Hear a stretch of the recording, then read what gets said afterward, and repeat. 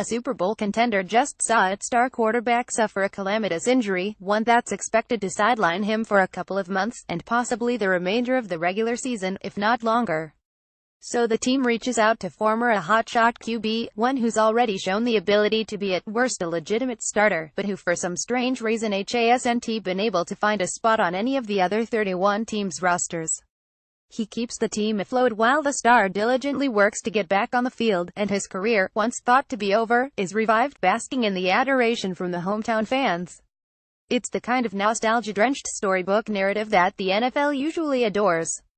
In this case, there's not much of a chance it'll happen, because the would-be protagonist in this football tale is Colin Kaepernick, who grew up rooting for the Green Bay Packers. Why the collective NFL hive mind has decided that Kaepernick cannot ever receive a second chance because he dared, in compliance with the glorious and yet Talmudic NFL rulebook, to peacefully protest police violence and the ongoing oppression of African Americans.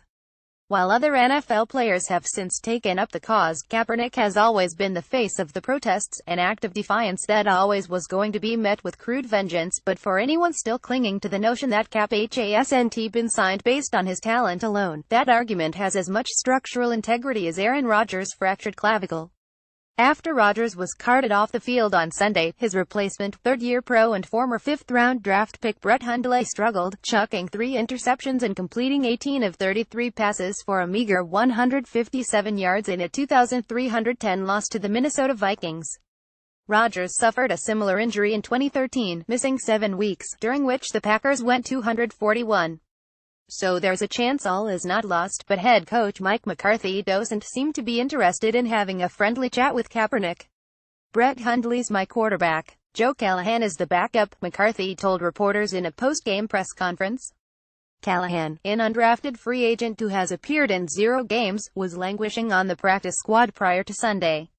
The Packers have gained a rep for developing capable backups, including Rodgers himself, who spent 5 years holding a clipboard while waiting for Brett Favre to retire.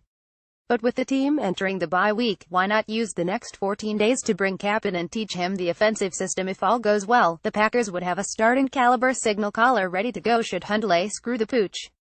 A quarterback with the ability to escape the pocket and make plays on his own definitely has value, what with the Packers not only losing Rodgers, but a good chunk of their starting offensive line. Worst case scenario, Kaepernick fails to impress and they cut him. They won't sign him, no matter how many Packers fans beg the team to do it, because the NFL general managers, coaches and executives feel that the attendant political noise, no matter how disingenuous it might be, isn't worth it. They won't, because the Clay Travises of the sports world will dissect Kaepernick's every waking moment and be ready to shred him should he play at anything less than in Pro Bowl level. The president, too, will undoubtedly fire off some ham-fisted tweet. Similarly, the New York Giants refused to take a look at Kaepernick because a few angry fans sent emotional letters to the team.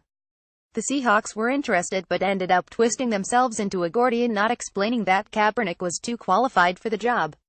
The Baltimore Ravens reportedly were toying with the idea, but even with the head coach and general manager on board, the owner put his foot down. His NFL career is over, and it doesn't matter how many dozens of quarterbacks, all of whom are less talented than Kaepernick, find gainful employment this season. It doesn't matter that analysts who've scrutinized Kaepernick's final season with the San Francisco 49ers agree that he's good enough.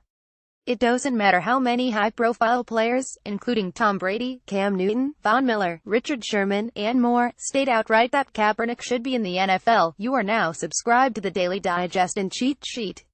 We will not share your email with anyone for any reason.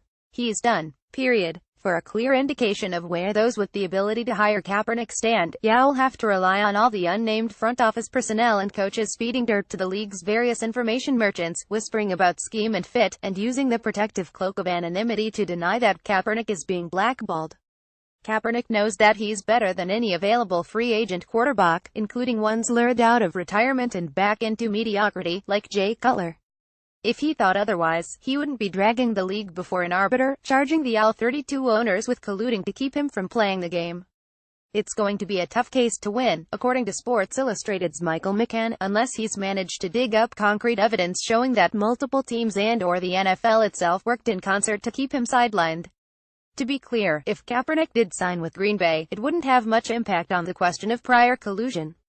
But unless a player is an unquestioned star like Brady or Ezekiel Elliott, forcing the NFL to hire lawyers will only harden executives' anti-Kaepernick sentiments, given that many were already throwing around words like traitor to describe him.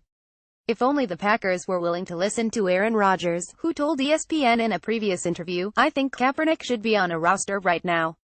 I think because of his protests, he's not.